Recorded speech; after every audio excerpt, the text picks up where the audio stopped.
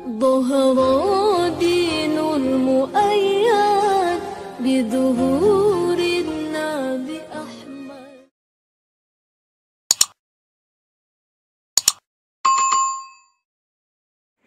Bismillahirrahmanirrahim. Assalamualaikum warahmatullahi wabarakatuh. Alhamdulillahillazi an'amana bini'matil imani wal islam. Wa nusalli wa nusallimu ala khairil anami sayyidina Muhammad wa ala alihi wa sahbihi azmain. Amma ba'du. Sahabat channel berbagi ilmu yang dirahmati Allah Subhanahu wa taala. Ada 4 hal amalan yang dapat kita lakukan pada pagi hari agar rezeki mengalir deras, baik itu rezeki dari bumi, langit, dan rezeki dari laut. Rezeki itu memang tidak akan datang dengan sendirinya tanpa ada usaha yang Anda lakukan. Walaupun rezeki itu sudah di hadapan mata, kalau tak ada usaha untuk meraihnya tidak akan Anda dapatkan. Misalnya ada makanan terhidang di depan Anda. Jika Anda tidak berusaha untuk memakannya, yaitu dengan menyuapkan ke mulut Anda, maka makanan itu tidak akan masuk sendiri ke perut Anda. Rezeki termasuk hal yang telah ditetapkan oleh Allah sebelum kita lahir ke dunia.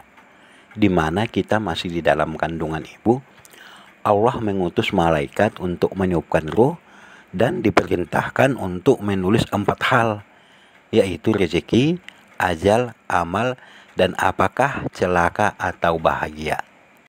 Selama masih hidup di dunia, maka rezeki kita masih akan kita dapatkan secara terus-menerus. Ada banyak dalil yang menunjukkan hal ini. Di antaranya, tidak ada satupun yang bergerak di muka bumi ini kecuali Allah yang menanggung rezekinya, yaitu Quran Surah Hud ayat 6. Ada seseorang pernah bertanya kepada saya. Pertanyaannya seperti ini, Ustadz, rezeki itu kan sudah ditentukan. Untuk apa lagi kita berusaha? Terus pertanyaan dia yang kedua, untuk apa kita berdoa minta rezeki ditambahkan? Bukankah rezeki itu sudah dijamin oleh Allah? Kemudian dia bertanya lagi, yaitu pertanyaan yang ketiga, kaya atau miskin itu kan sudah ditakdirkan oleh Allah ketika kita di dalam kandungan. Jadi untuk apa lagi kita capek-capek berusaha kalau memang telah ditakdirkan kaya? Bukankah kita santai-santai saja pun akan kaya? Begitu juga kalau kita ditakdirkan miskin, untuk apa kita setengah mati bekerja? Tetap juga akan miskin. Ini pertanyaan seorang jamaah kepada saya. Mungkin di benak Anda pun pernah bertanya ataupun pernah bertanya-tanya seperti itu. Memang benar bahwa rezeki itu telah diatur dan dijamin oleh Allah. Namun fakta ini bukan alasan apalagi pembenaran untuk bersikap malas ataupun berpangku tangan. Dan juga memang benar bahwa rezeki manusia telah ditakdirkan.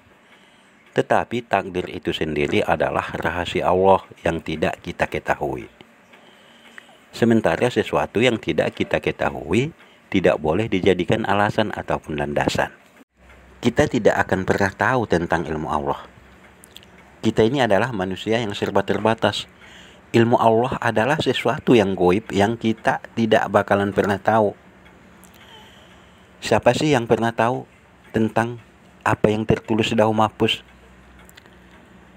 Siapa yang tahu Allah menakdirkan kita miskin apa kaya, pintar, bodoh? Pasti tidak ada yang tahu tentang hal ini. Nah, disinilah Allah memberikan kita akal dan pikiran, yaitu untuk bisa kita gunakan, bahwa lewat akal lah kita bisa mencari tahu bagaimana caranya agar rezeki itu bisa kita jemput dan rezeki itu bisa mendatangi kita. Makanya Allah menganjurkan kita untuk berdoa, yaitu untuk kebaikan diri kita sendiri. Malah Allah mencap kita sebagai orang yang sombong jika tidak mau berdoa kepadanya. Sebagaimana firman-Nya, berdoalah kepadaku, niscaya akan kuperkenankan bagimu. Sesungguhnya orang-orang yang menyombongkan diri dari menyembahku akan masuk neraka jahanam dalam keadaan hina dina. Quran Surah Al-Mu'min ayat 60. Nabi Shallallahu Alaihi Wasallam juga menjelaskan bahwa tawakal itu tidak menghilangkan ikhtiar ataupun usaha untuk mencari rezeki.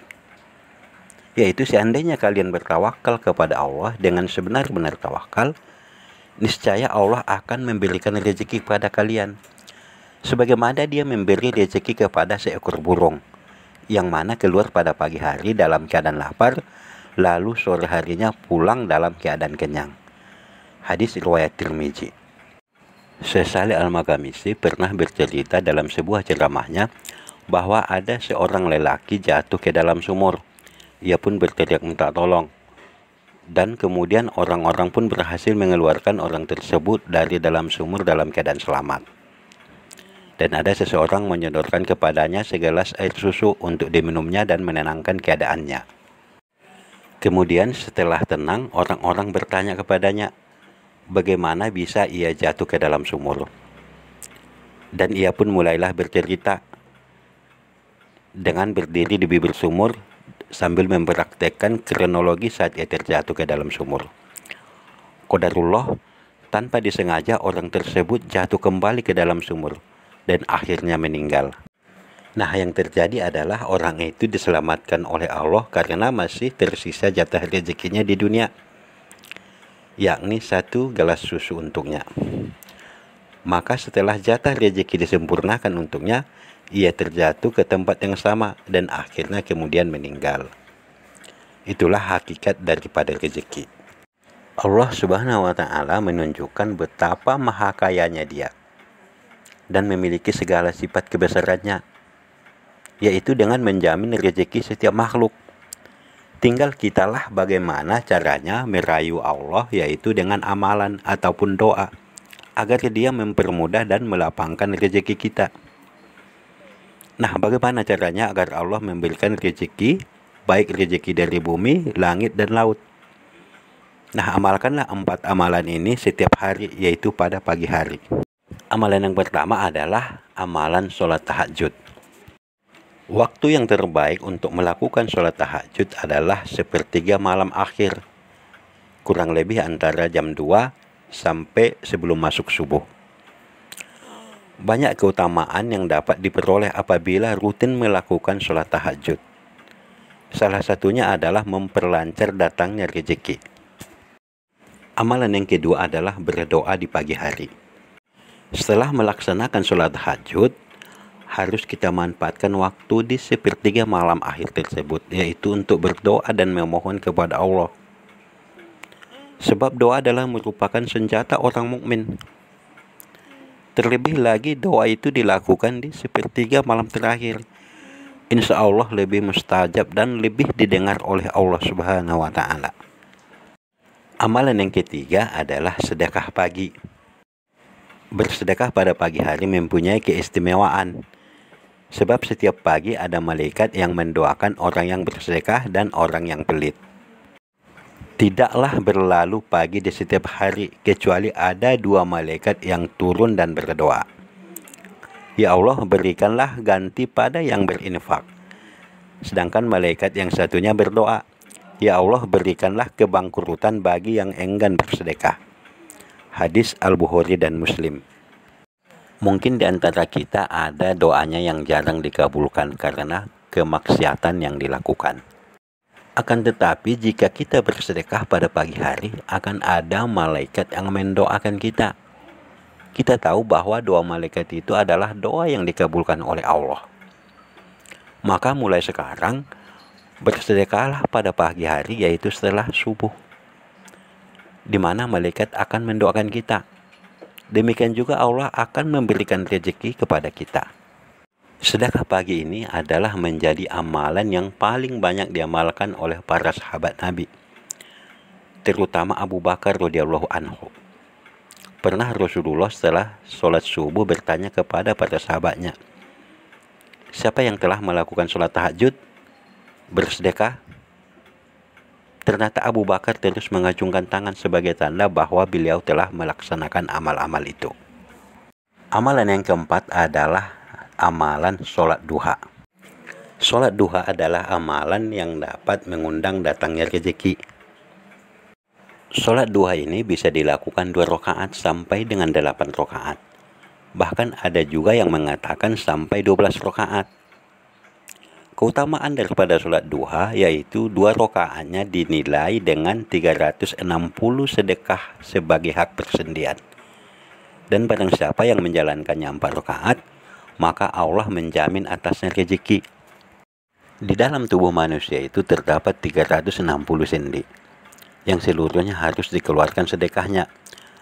Para sahabat bertanya, siapakah yang mampu melakukan itu, wahai Nabiullah? Beliau menjawab, engkau membersihkan dahak yang ada dalam masjid adalah sedekah. Engkau menyingkirkan sesuatu yang mengganggu jalan adalah sedekah. Maka jika engkau tidak menemukannya, maka 2 rakaat duha sudah mencukupi. Hadis riwayat Abu Daud. Wahai anak Adam, janganlah engkau luput dari 4 rakaat di awal harimu. Niscaya aku cukupkan untukmu di sepanjang hari itu. Hadis riwayat Ahmad. Demikianlah 4 amalan pagi hari yang dapat mengundang datangnya rezeki. Tentunya selain keempat amalan tersebut, masih banyak amalan-amalan lain yang mana tergolong di dalamnya dan waktunya bisa dilakukan kapan saja. Nah, marilah kita melakukan amalan-amalan tersebut agar senantiasa Allah memberikan rezeki yang halal bagi kita. Semoga video ini bermanfaat. Wabillahi taufiq wal hidayah. Wassalamualaikum warahmatullahi wabarakatuh.